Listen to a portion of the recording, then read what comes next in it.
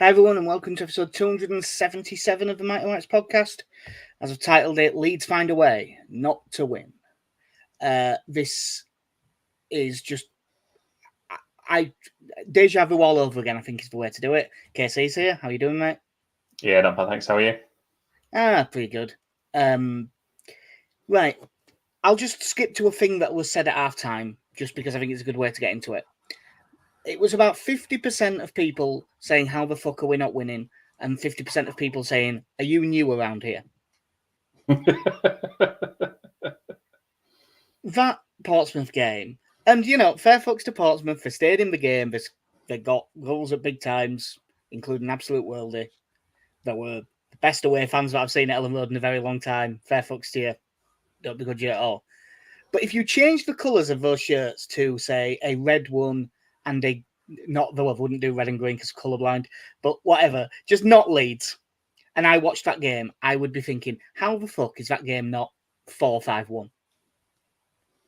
But when it's Leeds, you're just like, yeah, that's about right. Of course they've scored with their first shot in this game. Of course they have. Second. Yeah. Of course, the XG essentially makes this game 2-0 whilst we are losing 2-1. Yeah. It's very Leeds. It's just very early in the season for us to be this Leedsy. Yeah. I mean, I don't like this Leedsy, but I sort of do as well. It is just one of them where you honestly... I've had messages from people that I haven't seen in years messaged me after that game going, how the hell have you not won that game? Just like, I mean, I think that the way to start a season is the way Leeds do. The first 6 minutes. Really nice bit of football. Bogle into Rutter, finds Nonto, strikes it pretty well, deflection onto the bar. Gruev corner, Ampadu header onto the bar. Firpo misses the rebound header, which looked like an even easier chance, to be honest. And then Gruev hits a fucking belting free kick off the bar. So 6 minutes in, we've hit the bar 3 times. And I know we hit the woodwork more than anyone else in the league last year, but come on. It's at this point as well, I realised I wanted the typical cliche for hitting the woodwork several times in a short period of time to be retired. Because what does a commentator say when the woodwork is hit like twice in a couple of minutes? What do they say, Casey? X's goal is living a very charmed life. There we go. Every single time. And it was, to be fair. Just to go through them quickly. It was nice to see Nonto in that sort of position. Could probably do better, but it is deflected onto the bar. I must admit, in real time, and I have seen the highlights back once since, but it was after being in the pub and stuff. I put that down to a good piece of defending, to be honest, for block. Yeah. Then you're straight into Ampadu, really good header, unlucky to hit the bar, and Junior Firpo doing what any good defender should do, gently guiding the header back to the goalkeeper. Yeah, even though the goalkeeper is wide of his far post. If he heads it straight forward, it's a goal. And then Gruev is really unlucky with the free kick. Yeah. And when you get something like that, a start like that, you do think, especially when, you're in the borderline abusive relationship that is following Leeds United, you do think, oh God, here it's going to happen again. And then it just didn't. Leeds come forward, ball breaks from a bit of loose play. Dan James both reacts the quickest and is faster than everyone. Gets him behind there, left back, brings him down, clearest penalty you'll ever see. And Pascal Struijk steps up, just as I predicted he would on the prediction show, that he would be our penalty taker, and scores. And I jump up, go, get in, Pascal Struijk, and then immediately become fucking furious at myself for going, hang on, I just said on a podcast in a public domain, he's going to be our penalty taker this season because Peru's not going to start. Somerville's gone. It's going to be Pascal Strauch. And then I had the temerity to not back him first goal in any time. I had a bet on the game. The bet lost. I told everyone that this was going to happen. I still didn't fucking back it. I shared the optimism of many Leeds fans after our dalliances with the crossbar by texting you guys saying we are definitely losing this 1-0. Yeah, I did, because I was at the game. I didn't see that till a bit later, but you did do. So yeah, it was all kind of the commentator's curse somewhat struck because I think he described Pascal Strauch's penalties as him being from the school of putting his foot through it. And he then proceeds to gently put it into the corner. But yeah, it was nice and simple. Dan James just being absolutely faster than anyone else. And it was great because as soon as he gets the touch, you get the look of the resigned look of a defender who knows that they can in no way even put their hands up and go, right, come on. Like it was just, Yeah. Oh, no. It was about as blatant as they get. And then Leeds have 10, 15 minutes of complete dominance. This game was not even a contest. And then there's a breakdown at a set piece. They make a run down the left side that I believe it was Dan James was meant to track and just doesn't. But Leeds cope with that and get it back out. And then there is still acres of space still on the left side where Sorensen is stood. And we might have got away with it, but Jayden Bogle's decided to be 4 yards behind the rest of the defence for no reason. And just passed to him. But even then, as much as it's bad from Bogle and we haven't got set from a set piece and all of that, it's their first shot of the game. It's straight at Meslier. And in the ground, I thought it looked like bad keeping, and then I saw it back. It was abysmal goalkeeping. There's no way around it. It's utterly shite. And it goes in. And genuinely, I know that fans say shit like this all the time, and you never know what's going to happen. But I honestly think if he just pushes that wide, as he should, 100 times out of 100, I think Leeds just win this game like 3-0. Yeah, I mean, I would be very interested to see. There is an outside chance that was Sorensen's first touches for Portsmouth scoring that goal because the ball hadn't been anywhere near him. Like you say, we've just been dominant. They very much started as they meant to continue by just hauling down Jorginho anytime he came. He thought about going near the ball.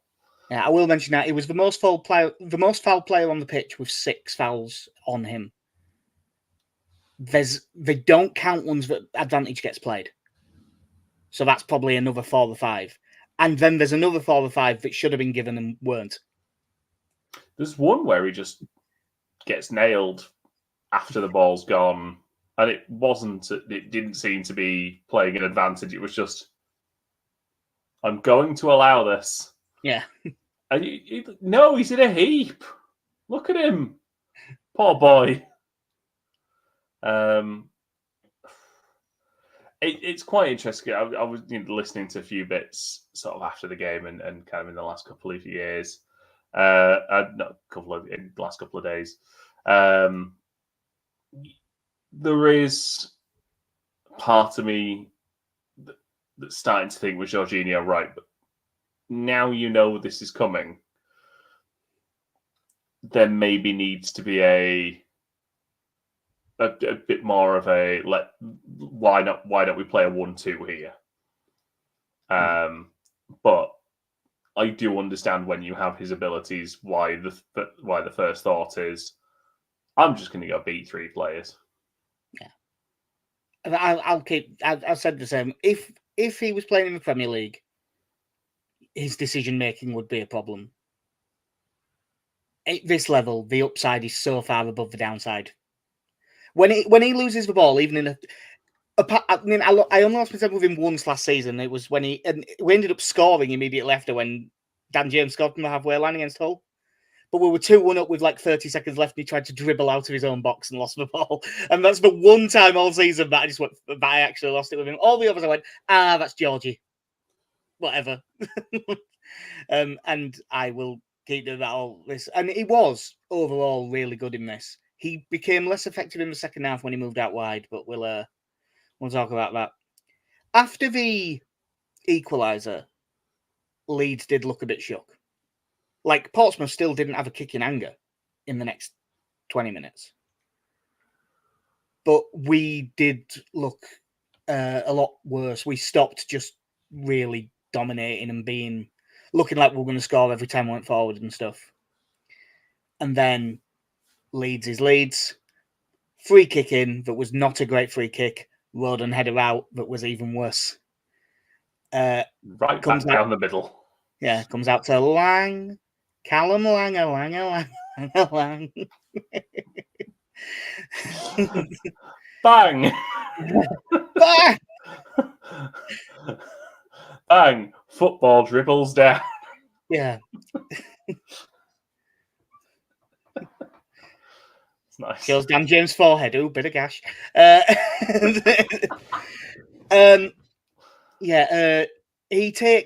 takes, having seen it back, what I think is a bad first touch that takes him into the middle of the pitch, but perfectly away from Rutter and someone else. Can't remember who the other one is.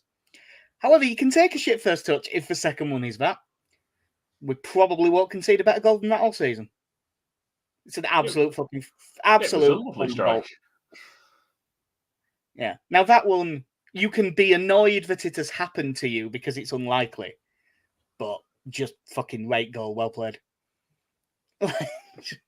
Yeah, I think, like you say, it's again, you kind of go back to Melier. I think we heard a few times last season where you complained about him making saves and pushing the ball back into dangerous areas. Very much felt like Joe Roden could have headed that into a wide area and that would have been fine, but he's headed it back into an area that still has a lot of Portsmouth players in it. Yeah, much like the Valencia friendly, he had a bit of a weird day with his passing as well, Roden. Wasn't his greatest start. No. We'll call it a shaky re-debut. But, yeah, like you say, you just get into half-time at this point just thinking, I can't believe this. I can, but I can't believe we've done this on the opening day. Yeah. This is so objectively unlikely. Why does it happen all the time? And a lot of the conversation was, right, they need to sort this out early in the second half. If we get one early, we'll probably be fine. And in the first minute of the second half, Georgie beats a player, pokes one through to Nonto. Referee, I'll give him the one thing because it's the only thing. Well, no, I think both penalty decisions were right. But it's like the only bit that I could say was actually really good refereeing. He plays an advantage. Nonto runs through, drives to the edge of the box. Good low finish. Getting it back so quick, you thought, all right, we might be all right here. And Nonto, I mean, he obviously hit the bar with the deflected one. He also had a really good chance where he cut inside onto his right foot. And I think tried to drag it back near post to catch the keeper out and instead just dragged it back straight at the keeper. But this one was a good finish.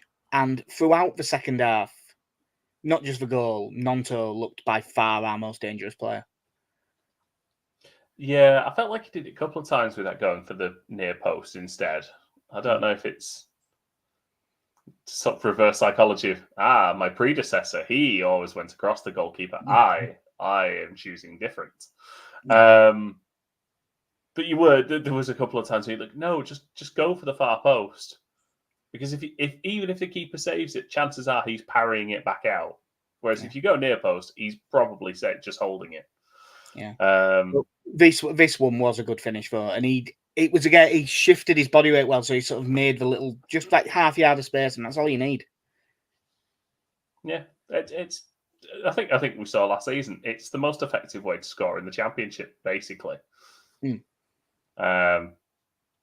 Is just cut inside, bit of a shimmy, and low into the far corner. Yeah. It's fine. It's basically a cheat. It's like playing FIFA 98. You just get into a certain position in the penalty area. It's just always going in. Yeah. Another one that had a similar thing was, can you remember that red card soccer? Mm. Yeah, if you went just to the side of the box and press shoot, it just went in. Leeds then completely dominant up until like 70 minutes when the subs come. Probably the best chance in it was Mateo Joseph. Bogle gets played in down the right, good low ball in. Joseph holds the defender off, steps away, and hits it well, but straight down the middle. He gets a corner out of it. I'm still not sure the keeper actually got a touch. It just wasn't a great finish at all, and that was his one big chance. But Willem, he comes off the Bamford shortly. So what did you think of Joseph's first game starting as Leeds' number 9? You'd probably say it was a fairly quiet one for him. I thought most of the threat came from the wide areas and plays in the wide areas being played in. Yeah, I think for me, yeah, he got into a couple of decent positions, but yeah, I would have said relatively ineffective. Yeah. He had a couple of really good moments of hold-up play where he did get isolated, and he was like 1v2 against defenders and managed to hold them both off and keep the ball. There was one, it actually was the one that led to that good Nonto chance in the first half, where he was out on the West Stand touchline with 2 around him and just like bullied them both and beat them. And then Leeds were, because they'd sent players across, they were able to play it over to the left side and have space. Like, it wasn't, I think he'll have better games, but I definitely think he's done enough. He might not play tomorrow night in the League Cup, but I think he'll definitely start again at the weekend. Yeah, I think so as well. I wouldn't be rushing to change anything after his performance anyway. Like, yeah. I think. And speaking of not rushing to change things, Daniel Farke had to. So as usual, it was about 70 minutes. Rothwell came on for Gruev, which I think was the change everyone was expecting. Peru came on for Dan James, and Rutter went to right wing, whereupon he just became way less effective. He wasn't bad there. He put in a couple of good crosses and he was still getting past people, but he just wasn't as involved. And the surprising one, Aronson for Nonto, because Nonto was looking like the most dangerous player. And then 8 minutes later, you've got Bamford for Joseph. And I do think after the subs, we did look like, obviously, Peru sets up Aronson for the third goal. So I'm not going to say bad subs. But I do think as a performance, we got worse noticeably after the subs. Yeah. I think certainly I could understand taking one of James or Nonto off. And when he took James off, I sort of understood it. But I was expecting James to go off. It was the Nonto sub that surprised me. Yeah, I think effectively taking off 3 of the front 4, I thought was a bit much. I know Jorginho has the ability to come off the right, and I think could probably do well there. But given that's where he's played for an entire year now, down the middle, it seemed an odd one to move him across out of his best position to accommodate someone else. Yeah. Interesting the order, I think, in which they made the subs as well. I think they did Aronson in the middle of the pack of 3, didn't they? So I think you'll have heard it better. I was working by that point. Honestly, I didn't hear it better because everyone on telly said that that there was some boos when he came on. Loads of people in the ground said it. I didn't hear sod all from me stand-upper. Yeah, I didn't have so I was allegedly working at this point, so did not have the sound on. Yeah, I suppose it's the annoying thing of, make some subs, change your game, and then when he does, like, no, not that though. Like, Yeah. come on, don't do that. So I can't be too annoyed at it. Like, it was. I will also say, from the TV footage, one, I think I said to you last night that the end on camera gave it the oh look, we're in Mexico now sepia tint. But clearly it was hammering down with rain at times in the ground. Yeah, it did it twice out of nowhere. Absolutely bounced it down. Not a drop here in Kippax. Not a drop. Like, I was watching the game and you'd be looking at the players going, you sure it's raining? When I went to the pub after the game, people said the same for around here as well. Not far away, but completely different weather. Yeah. But yeah, I think, like you said, Rothwell was kind of the expected one, a more attacking threat down the middle. I didn't mind Gruev kind of being the more attacking of the two midfielders. I thought he looked all right, so almost playing that box-to-box midfield role. I know he's kind of in the Kamara camp of probably doesn't have the end product that you'd want around there, but I didn't think he looked too bad being close to the penalty area than he probably was last season. No, he did. I thought Gruev did fine. He again, sentiments probably were a bit against Portsmouth. I don't think that you needed Gruev and Ampadu. I wanted Rothwell on at half time, but I can understand why he didn't, because it should have been fine. Rothwell didn't stand out loads when he came on, but again he was fine. We also ended up with centre mid Joel Piru because we had so many up front again that he just ends up playing really deep. After the subs, it's more of the same, barring one shot from like the halfway line that Portsmouth have. It's all Leeds the whole time. Bamford has one header wide that in the ground looked like a really good chance, but it might have been like sort of beyond the near post. So it might have been a harder header than it looked in the stand. Yeah, I think by the time he makes contact, I think he's a good couple of yards past the post. Yeah. I think he'd have struggled to do much with it, but yeah, it was. I will say as well, the effort from the halfway line was not even speculative. I just thought it was a bit daft. I must admit, because obviously I'm completely side onto it, Meslier was a good 14 yards off his line. Like, if he got the shot right, it was on. Yeah, it just seemed a well-controlled long-distance pass to Meslier. I didn't even see who it was, but was it Matt Ritchie? Because that's the sort of thing he would do. Oh, I can't even remember. Fair enough. But yeah, we're in no trouble. We're just pushing for the winner. It's all us. Ball. It was from throwing, I think. If I remember that. But there's a ball in the end, the right back area. And then sometimes you just have a bad 10 seconds. And sometimes you have a really bad 5. Bogle ducks out of the header, gets wrong side, shows the forward into the box, ends up behind him, ends up with his arm basically around his neck, and he goes down and it's a penalty.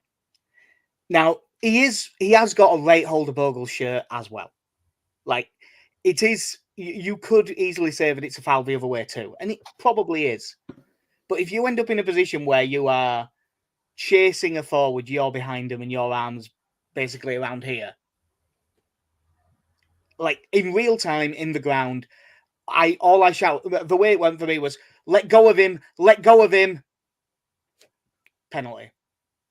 Like, so I can't be annoyed at the ref for that, because I definitely thought it was a penalty in real time. And having seen it back, there is an argument, because on the referee's blind side, he is fouling Bogle as well. But if it had been at the other end, I'd have been fucking furious if it wasn't given. Yeah, like you say, I think once he's reaching over his shoulder and got hold of him, I just think you're asking for trouble. Yeah. Lang, very calm, puts it down middle, and then you're 3-2 down in a game that you could have won 4-5-0.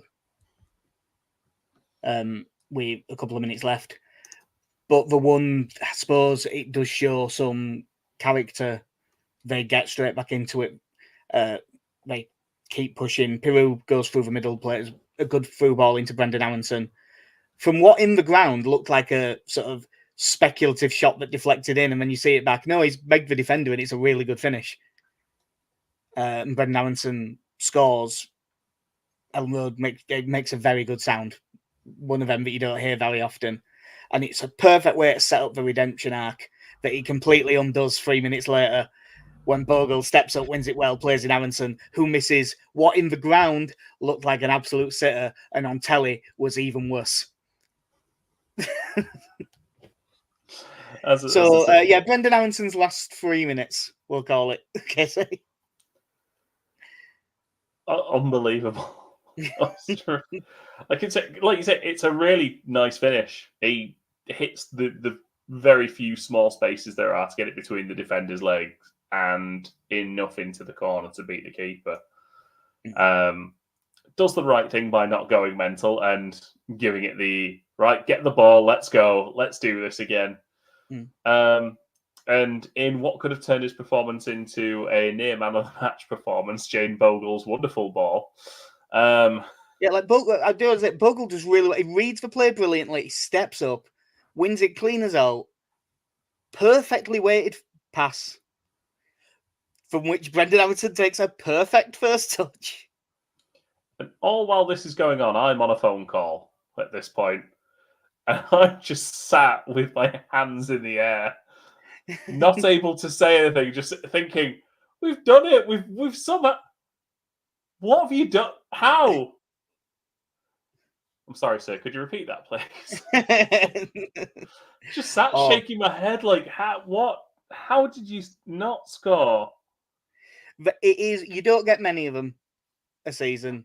Like that one that Hull missed when we played him away on a Wednesday night last season was one. Those, I actually don't know how you've missed that. And this was one of them, because there's a view that's from behind the goal, central. And oh God, he has so much space that side to go for.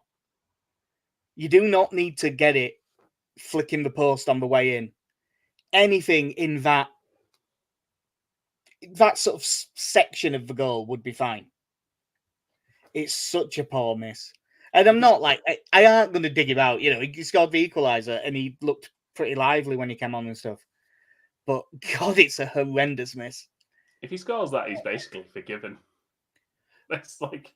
To be honest, yeah.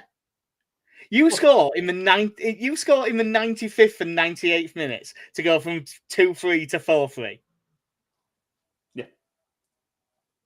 I think we'd be okay. I think we'd be like, you know what, Brendan, we're good. You'd have been hearing American Boy. Yeah.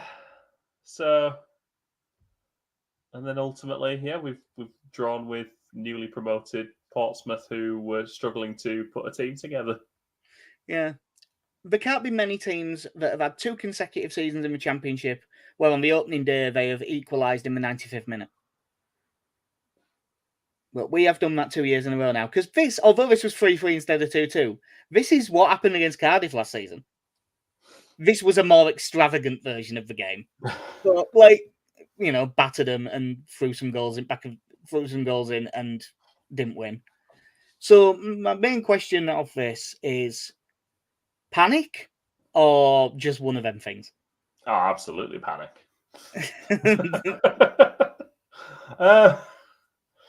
I mean, and I'm going to relate this to my Football Manager playing style.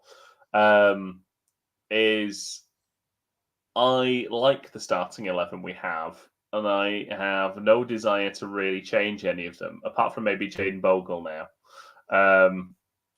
who I've turned on very quickly. I saw enough of Bogle going forward to be like, all right, just don't do that again defensively. Yeah, it's all right. We'll get Rasmus Christensen back. It'll all be fine. Yeah, there's nothing I'd really want to change about that team.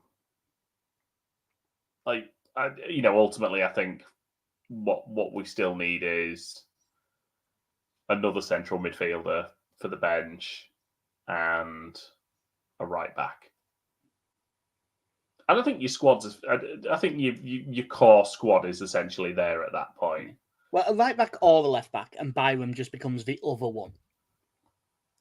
Yeah, I mean, Verba is a left back.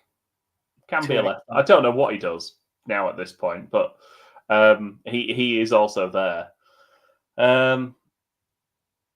No, it should be fun. Kind of my hope with Joseph is that I think what I really wanted was for us to be against a League One, League Two team tomorrow and play Joseph again and give him a chance to get a couple of goals. And sort of settle him down a little bit for the season. Yeah. But like I say, I'm happy with the starting 11. So I don't think I'd be in the league. I don't think I'd be looking to make any changes. You just kind of want to sort out a bit of the defensive sloppiness. Yeah. Because it's early in the season, I am able to say that if you have that performance and that sort of game 46 times, you'll probably go up. You can't back end of a season. You can't look at the numbers and all of that, because at the end it's just no. You've got to fucking win. On the first game of the season, I can see the positives in it. You went through what we need. Do we need a goalkeeper? No. I've always been an apologist for Meslier, and I still am, but it's getting difficult, Like, he keeps doing this. You're pushing me over the line, Meslier.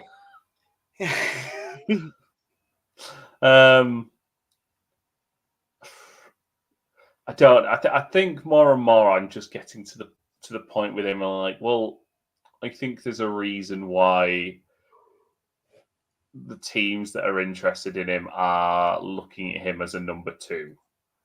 Yeah. From the bits you read, I don't think there's many Premier League teams who are going, oh, we'll get him and it's our number 1. Looking through the Premier League, from what I've seen, I think there's only Southampton that would probably have him. Yeah. And probably, maybe Ipswich as well. But I don't know now whether it's. I always think there's a bias towards, even if they don't come through the academy, towards young players, and I think that gave him a lot of time, especially as a goalkeeper. It definitely has. I think the problem is now that you're looking at someone who is now starting their 5th full season as a first choice goalkeeper, and the stuff that was happening in the Premier League when we were a bad team, which again you could kind of look at and go, we are not a good team. He is a young goalkeeper. I can see why this is happening.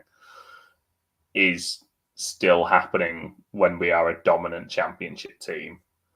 Yeah, I think in terms of underperformance and stuff, I believe the stats were he was sort of the 19th or 20th best goalkeeper in the Championship last season. And you can't be that. But I mean, as much as I am willing to stick with it, because I think it is just because I like Meslier. I just like him for some reason. If Carl Darlow had been in goal from the start of last season to now, and had the exact same performances and conceded the exact same goals, I would be on here shouting, can someone get Carl Darlow out of his fucking football club? So the people that are really have lost it with Meslier, I do get it. It's not. I've seen a lot of it's one game, you can't get that mad. It's not one game. It's years. It is not unreasonable to think he's not good enough at this point. I just keep hoping that he'll get better. I do think there is the flip side to it, though, and I know there are kind of, like you say, the underlying numbers with it, but we were also, were we joint most clean sheets last season? Yeah. And I'm you can't have that conversation and just say, yeah, but Rodon and Ampadu. He is part of that as well. Yeah, I suppose the argument the other way would be that Felix Wiedwald kept 7 clean sheets in a row because he didn't have what to do for 7 games. You know what I mean? And Meslier does have a little bit of that as well. As I say, I hope that he just starts playing better and all is good. But I can see the argument at this point. There's one other thing from the Bull game, from the Peter, for fuck's sake. That's what happens when you get Portsmouth and Middlesbrough. Yeah, from the Portsmouth game that I want to talk about. Last season, we complained about it like fuck. That game went 101 minutes, 11 seconds. The ball was in play for 47 minutes and 41 seconds. And it's not Portsmouth's fault. Same as last season. I'm never mad at the team doing it. Can a referee book someone for time wasting in the first half? You know, like they did in the Luton and Burnley game last night. Just fucking book people for time wasting. And then it'll be fine. If you set a marker early and go, if anyone else does it, you're getting one as well. And if it means that you've got to give someone 2 bookings within 7 minutes for time wasting and you end up sending someone off, good. It'll be 2 weeks of players getting sent off and then it'll stop. It's fucking ridiculous. Yeah, it's one of those things that I think will always be threatened to be dealt with, and then there'll be a tournament. The tournament will do it for about a week. They'll give up, and it never makes it to the next season. Yeah. You know, for all the talk of how long a goalkeeper can hold on to the ball. Which, by the way, the goalkeeper holding on to the ball, that's included in the time in play. Yeah. You know, again, I've seen no difference in that whatsoever. No. I think one of the other things as well that I think, and I don't know if this is just because this is the reason why they are only championship referees, but the booking on the booking, depending on how close to the opposition goal you are, is because I think we've almost got to a point now where if you stop play in the middle third, it is what it is, and again the amount of times that Jorginho just turns someone in his own half and is just hauled down, and it's like, yeah, but you're in your own half, you know, that he's literally just grabbed his shirt and pulled him down. Well, I think that referee in particular had a weird blind spot for, like, you know, the very obvious professional foul where someone just turns and gets away, because they had loads of them. But in the first half, Jadon Bogle miscontrolled the ball and they flicked it past him and they had a really good chance to break and Bogle just took him out. Like, just in the Portsmouth half. And it was the most blatant yellow card you've ever seen. Didn't book him in the same way. It wasn't a bias thing. It was just a shit referee thing. He's just bad at his job. But yeah, we've managed. At least we didn't get beat. Is about the best thing that you can take out of it. And it'll be a lot less stressful tomorrow night when we play Middlesbrough at home in the League Cup. Like, you want to win, but it's not the end of it's not the end of the world. I am at this point totally fine with us not progressing in the League Cup at all. Yeah. Honestly, just ask Charlie Crew, James DeBio, just ask them to bring some mates, let them have a go. I don't even mean the 21s, just some lads they know. Well, that was the thing. That was the thing that I was going to answer. I believe that we still have a fully fit squad. He said, Farker, I haven't seen the press conference because of work today, but he's basically said everyone's available. There would be more rotation than normal for a League Cup game. And I think he means compared to the league, which is none, obviously. But, like, who do you think comes in and gets a game? We'll start with that. Do you think he plays Darlow? Yes. Right. Darlow played in the Cups last year as well. Yeah. I played in the League Cups anyway. So. Yeah, Melier definitely stayed in for something, and Klassen played at Peterborough because that's when they were both out. Speaking of Christopher Klassen, on the verge of having his contract terminated after a month at that Polish team he went to. Okay. He showed up. Apparently, he showed up out of shape, hasn't got into shape, and got caught by the fans in a McDonald's. I've got a lot of respect for that. Yeah. But there's also a reason why I'm the shape I am. Neville Southall was a good goalkeeper. He was fat the entire time. He'll be fine.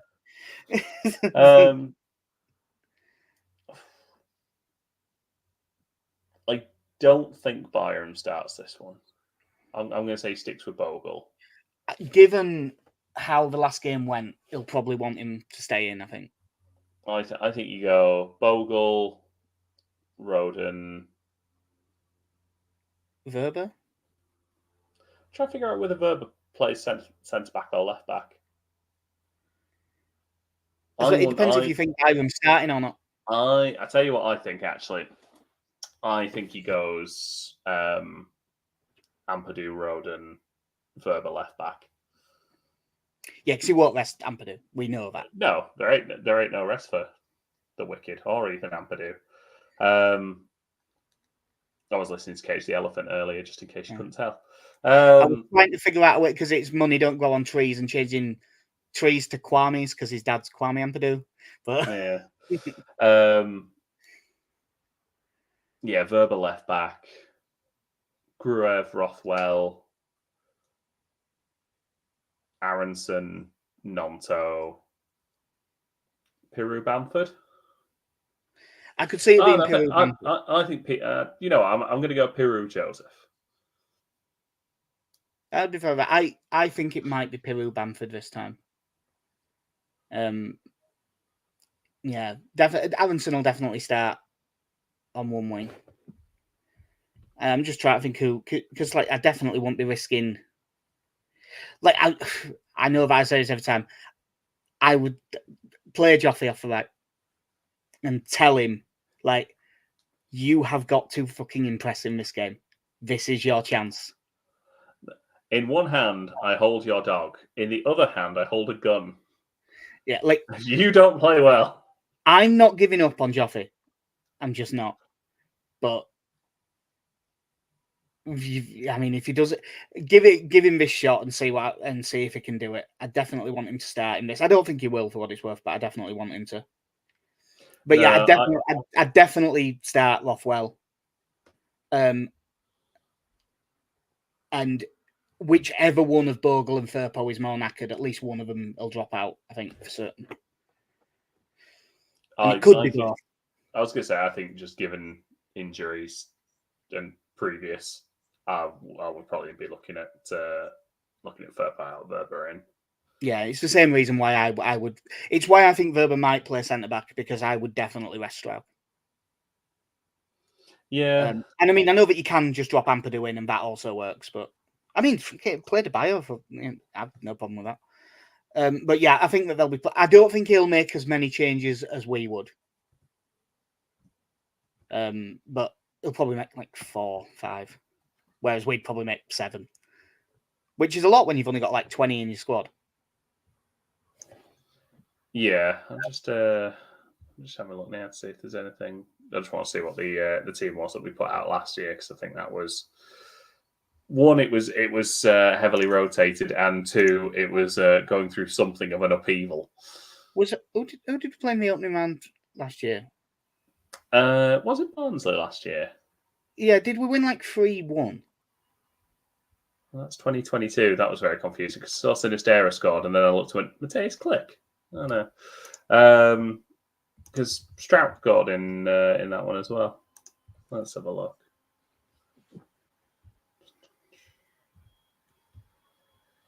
Yeah, I feel like Joffrey scored as well.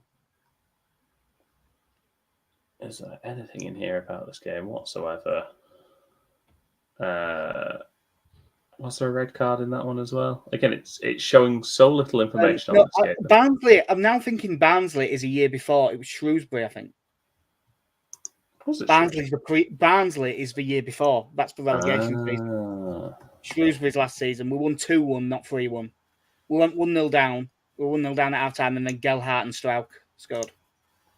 By the way, just in case you've wondered if it feels familiar, we had 21 shots and 77% at ball, and Shrewsbury had like 3 shots on target and scored. Not that we ever do things like that. God, what an odd-looking team this is now when you look at the squad.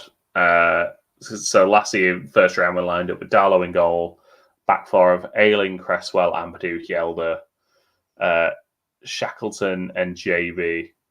Oh, I'd forgotten JB had a nightmare as well. He really had a bad game.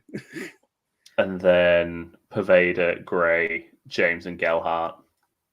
Yeah. If I remember rightly, Joffrey's goal, it like gets cleared against him and goes in. Strauch, Sinistera, Byram, Bate, and Drame all came on. Mm. We had 2 goalkeepers on the bench. And we also had Chris Moore. Oh, good lad, Chris Moore.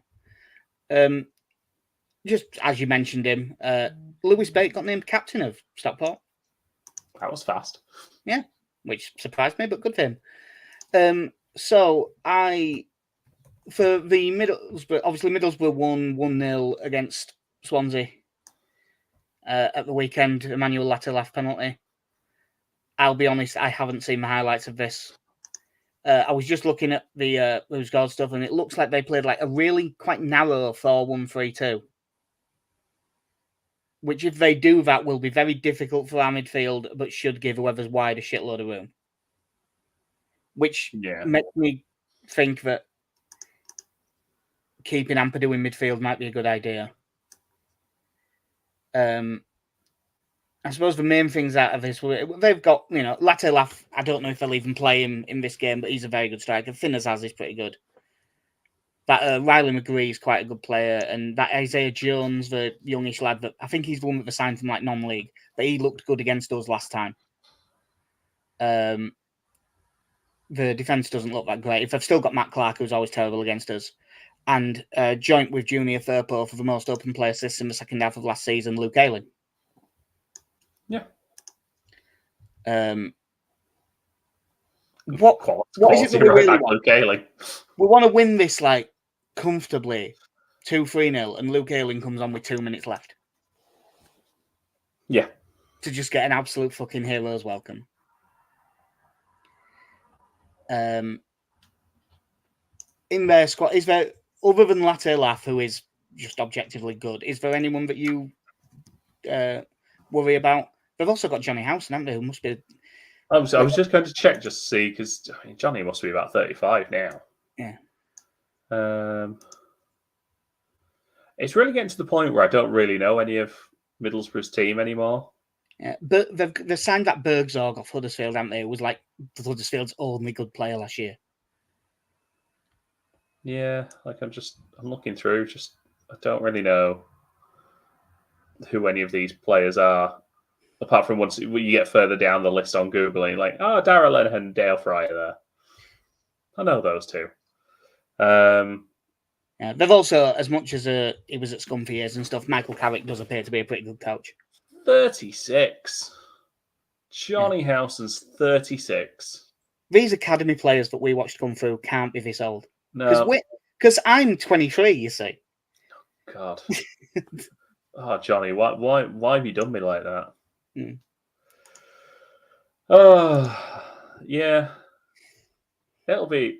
I mean, as I said, I have so little interest in us progressing in the League Cup. I ideally want us in all competitions to play 48 games this season. That's it. I do not care about cup runs.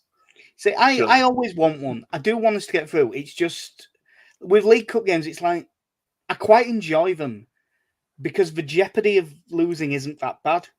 So I don't get stressed watching it. But I still want to. Yeah, it's a long slog of a year in the Championship, and I just want as few games as possible, especially when we've got a squad this size, and just think, sod these games off.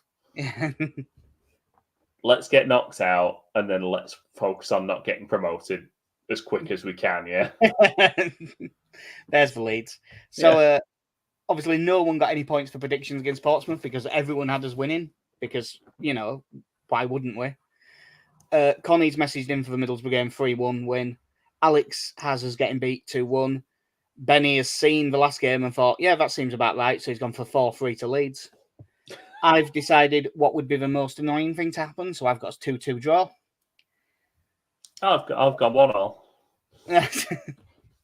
It's Is League Cup straight to penalties?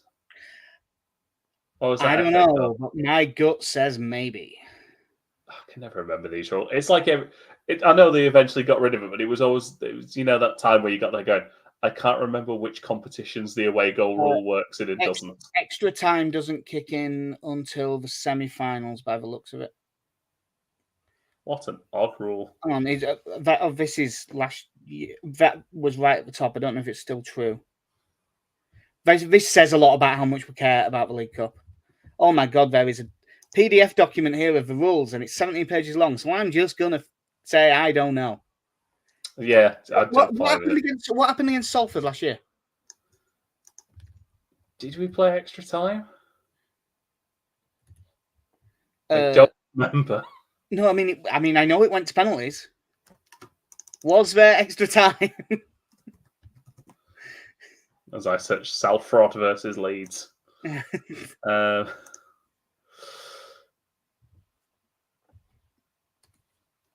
As I just checking the timeline of Christ.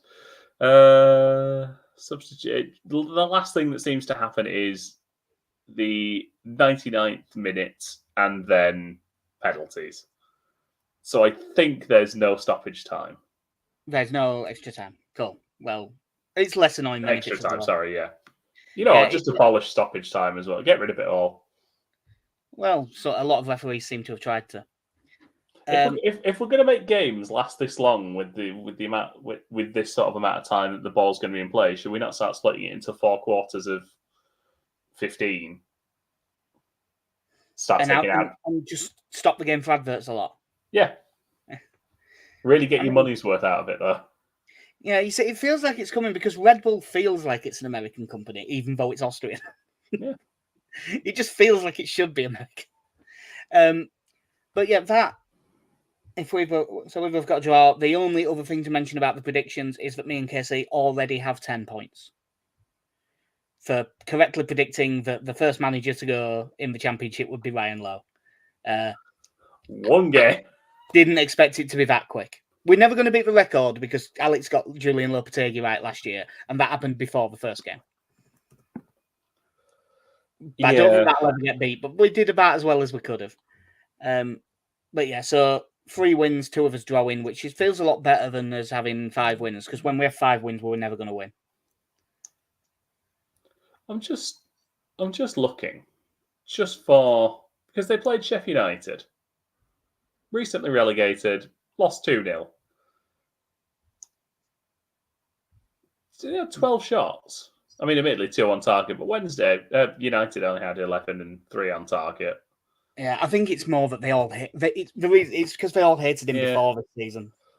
But and apparently, they were very strongly linked with getting David Healy off Linfield. But loads of Preston fans are like, you can fuck right off, because they still hate him for leaving and going towards them, then celebrating. Literally the next week. Yeah. It was great. Yeah, it's that sort of sacking, and you see it every couple of years. So you just like, why didn't you just get rid of him in the summer then? This seems I can tell you why. By the sounds of it, the reason is Peter Ridsdale. It just, I have the confidence in you to take this team over pre-season, get it back playing the football you want it to. Oh, it's gone wrong day one, get out. Yeah, it seems to a little bit like the haters said I couldn't do it, and honestly, great call by the haters.